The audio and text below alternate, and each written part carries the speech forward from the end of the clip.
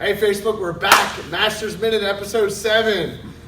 G and I just recorded the entire video live, and we walked over the phone and it froze 2 seconds in, and guess what? We gotta do it all over again. But that's awesome. That's the love and beauty of the multi-billion company called Facebook. So, we're here, Masters Minute, episode 7. If you're just coming on, give us a hello. If you're watching a replay, we love you guys too. Give all your comments, everything in there, all your feedback. We love it all. Good, bad, ugly, pretty, whatever it is, we like it. I'll be pretty and G will be ugly today, okay? So, we're doing breakfalling, part 1. We're going to talk about the basic ones here. Mr. G is going to be joining me in 2 seconds. And we're going to get started on a side breakfall. Come on out, G. Thanks for helping me out, bub. All right, so we get to do this all over again. This is so much fun. We were so excited. Yeah. So, if you're just coming on, please give us a comment, a thumbs up, whatever in the comments below. We're going to get started right away. So we're talking about the side breakfall. G, if you go down to 45 here, this is one of the first and basic, like we got front breakfalls, back breakfalls, side breakfalls, so we have air rolling, everything. We're going to start with the basic side breakfall here.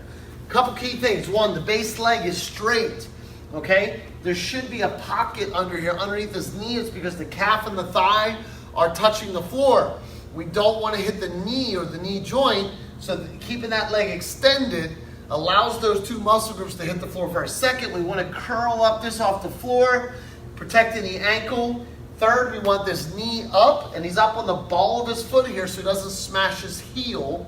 That gives him a little bit of a spring there, okay? We don't want the legs folded down because that would be like putting 2 grapes in a book and slamming the book shut, if you know what I'm saying. So, this arm, we don't want it too far out because it's going to affect the shoulder. We want it semi-parallel with the leg, and he's going to strike with his palm on the floor. This guarding hand is not by the face because when he lands, he'll punch himself in the face.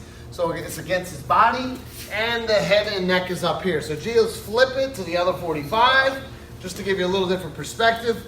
Recap: leg straight, foot tucked, knee up, ball of the foot, palm out, parallel, guarding the body and the neck here. It's really hard to hold this position, so I'm going to let G you're going to go back center now. All right, slide back a little bit here for me. All right, so what we're going to do now is one of our basic drills just to practice this without actually falling.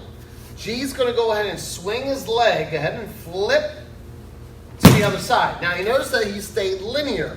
We actually use the lines on the mat as a kind of a guide as we change to help direct our bodies. Can I do it again, G? So he's going to turn and land that position. The goal is to have all the key points, palm, leg, and foot, all hit at the same time. This time with a key up. Good. And of course we add the exhalation of breath, which tightens up the abdomen and the organs. So switch the other side.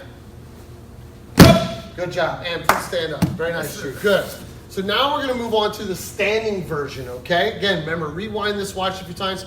If you are already a practitioner as judo, jiu-jitsu, shin-na, hapkido, whatever it may be that you guys do falls, this is going to be a great recap for you. If it's something that you're getting into or like to get into, then this is going to be perfect for you as well. All right, G, so we're going to go into the standing method. We have 3 points here. We have a swing of the arm, a swing of the leg, and then we have what we call a one-legged squat, which we call, what was it again? A pistol squat. A pistol squat. I don't know if that's the official term, but we'll use that today. So, G, let's go ahead and get our hands up, and let's go into part 1, just the arm swing. What this does, it gets his elbow up and out of the way, so when he goes down, he doesn't smash that elbow on the floor. Remember, we're not preparing for mats. We're preparing for, the real world where the self-defense would happen. I don't know if anybody's ever been attacked inside the dojo before, but that'd be weird. So, 2, we're going to go ahead and put that back. This time he's going to swing the arm and the foot up, swing it up, and that gets him in the T position where he's going to compress and go down. And this time I want you to slowly let yourself down with all 3 parts. Go. 1, 2, and 3. Now, G's a really good follower, but doing this in slow motion is really, really tough. So come back up again, G. All right, now my goal for him, what I want him to think about is getting this hip and this side of his glutes to touch the back of his heel. He wants to keep that as close together as possible. Do it again. Swing up. Good. So he's learning to control this movement. Again. Now what we're going to do is we're going to show you the wrong way to do it. I know this is G's favorite thing to do is to do it the wrong way. But what I want him to do is show you guys what it would look like if he fell backwards instead of landing kind of center with his body. Go ahead. All right, so he doesn't even want to do it. So try to do it slowly. It's hard to go back and do it the wrong way. So go ahead slowly, just kind of let yourself bounce back there. Good.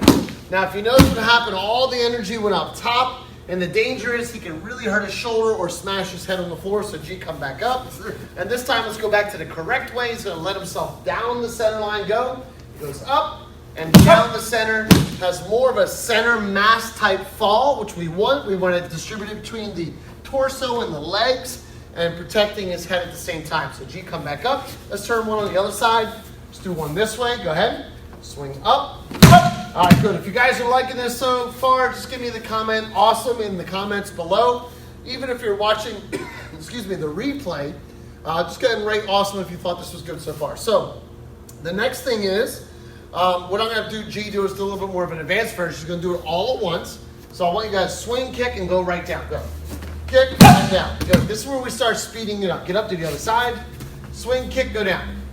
Good. And I'm going to have to do one last advanced version, which is the top of the ladder here. He's going to literally hop himself up in the air and then let himself back down. Go. Hop up and down. Good. One last time on the other side. And hop up and down. Good. This is, again, all training. Great job, G. Awesome. Very good. Make sure you guys give G lots of hearts and love on there. Again, these are the steps to build up this side break fall. And then in our next series, we're going to go into the rolling fall, which is when you're being thrown. This is from being swept or taken down. He has to immediately land in that side break fall. And we're going to build this skill over the next week or two. So look for episode 8 coming up, which will be part 2 of Falls and Break Fall. So G, if you would just do me the honors here. Thank you guys for tuning in tonight. We love you guys. And make sure you guys give us some comments below. Have a good night, everybody.